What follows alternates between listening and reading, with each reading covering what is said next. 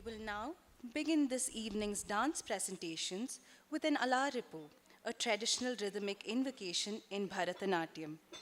Derived from the Tamil word meaning to blossom, Alaripu symbolizes the dancer's awakening physically, mentally, and spiritually.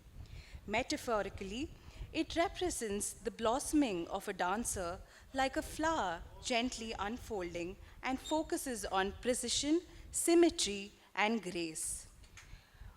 We are now presenting Tishra Alaripu set to Rupaka Talam. The dancers are Kumari Avigna Neelavan, Kumari Dikshita Vasudev Anush, Kumari Kavishri Umashankar, Kumari Kayal Sudhakar, Kumari Meera Praveen, Kumari Navnika Naveen. These students were trained by Kumari Shweta Sunil.